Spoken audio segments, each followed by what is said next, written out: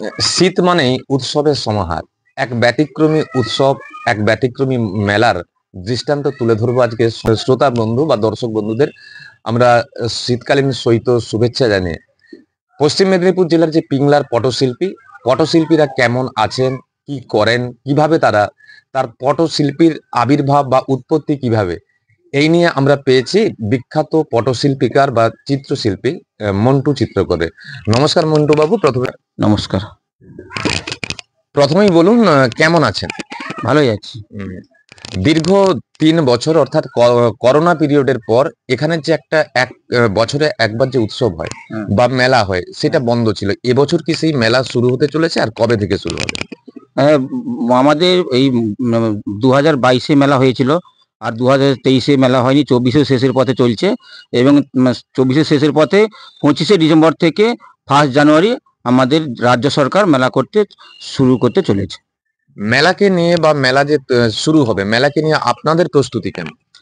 আমাদের প্রস্তুতি, যেমন আমি তো সেক্রেটারি মেলার, তো আমরা আমাদের যাবতীয় সকলকে মিটিং করে বলেছি, এবং আমাদের যে গেট হবে বা যা মঞ্চ হবে সব আমাদের নিয়ে আমরা খুব আলোচনা করে এখন খুব রম্য চলছে।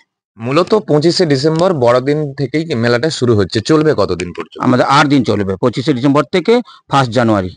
মেলাতে মূলত কি কি জিনিস পাওয়া যাবে বা কি কি জিনিস দেখতে পাওয়া যাবে? মেলাতে আমাদের যেমন পটচিত্র, প্রথম থেকে পৌরাণিক যে পটচিত্র, যেগুলো গাছপাতার রং থেকে তৈরি, বা তার মধ্যে গান আছে পটচিত্র, সেগুলো আছেই তার মধ্যে। এবং কেটলি আছে, যেমন ট্রে আছে, যেমন পোস্টার আছে, অনেক বিভিন্ন রকমের আইটেম আমার এখন মেলাতে চলছে।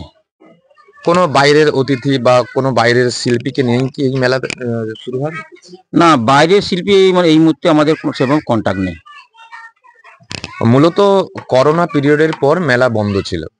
এই যে আপনারা কেমন আছেন, বা শুধুমাত্র আপনাদের জীবন জীবিকা কি পটশিল্পের উপর নির্ভর করে, না আপনারা কি করেন? না, আমাদের যে এখানে যে 136টা পরিবার আছে, সবই একদম আমাদের পটচিত্র নিয়েই আমার এটা জীবিকা।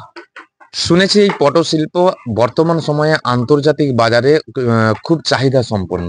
আপনারা এখানের যে এই শিল্পগুলোকে কিভাবে বিদেশের বাজারে তুলে ধরেন? আমাদের যে এইসব পটচিত্রগুলো, যেমন সব থেকে যখন বিদেশে মালগুলো যাচ্ছে, আমাদের এই পটচিত্রগুলো, যে পটচিত্রগুলো তোমার রামায়ণ মহাভারত, যা নতুন নতুন যা ঘটনা ঘটছে, যার সময় যা ঘটনা ঘটে, ওইগুলো আমরা প্রথমে গানগুলো রচনা করি, তার মধ্যে গান তৈরি করি, গান করে যখন শোনানো হয়, এবারে যে সংস্থার মনে হয় যে আমরা এটা নিয়ে আমার ওইখানে আমি প্রোগ্রাম করব, তো তখন তাদেরকে নিয়ে যাওয়া হয়। পটশিল্প মানে আগে আমরা যেটা জানতাম বিভিন্ন পৌরাণিক কাহিনী নিয়েই কিন্তু আপনারা গান রচনা করতেন, গানের সাথে সাথে ছবি এঁকে আপনারা সেগুলোকে তুলে ধরতেন। কিন্তু বর্তমান সময়ে শুধুমাত্র পৌরাণিক বা ঐতিহাসিক জিনিসের মধ্যে সীমাবদ্ধ নয়, আপনারা এখন সামাজিক যে সমস্ত বিভিন্ন আছে সেগুলোও তুলে ধরেন। এরকম শুনেছি ডেঙ্গু নিয়ে, শুনেছি করোনা নিয়েও কিন্তু আপনারা গান বেঁধেছিলেন। এরকম আপনার মনে পড়ে কি কোনো গানের 2 লাইন? হ্যাঁ, যেমন সুনামি হয়েছিল, বা তোমার HIV AIDS যখন হয়েছিল তাকে নিয়েও আমরা করেছি, বা যখন ওই গোদরা কাণ্ড হয়েছিল তাকে নিয়েও আমরা করেছি। তো আমি এই মুহূর্তে যে গোদরা কাণ্ড হয়েছিল ওটা নিয়ে 2 কলিম শোনাচ্ছি। আমরা এ মানব জাতি এক মায়ের সন্তান, আমরা এ মানব জাতি এক মায়ের সন্তান। ওই আবার কেউ বা মোরা হিন্দু হলাম, ওই আবার কেউ বা মোরা হিন্দু হলাম, কেউ বা আবার মুসলমান, এক মায়ের সন্তান। আমরা এ মানব জাতি এক মায়ের সন্তান। ওই আদম মাতা গর্ভ হলো, আর হাবিল কাবিল জন্ম নিল। আদম মাতা গর্ভ হলো, হাবিল কাবিল জন্ম নিল। ও তাদেরই 2 ভাই 2টি ধর্ম নিল, ও তাদেরই 2 ভাই 2টি ধর্ম নিল।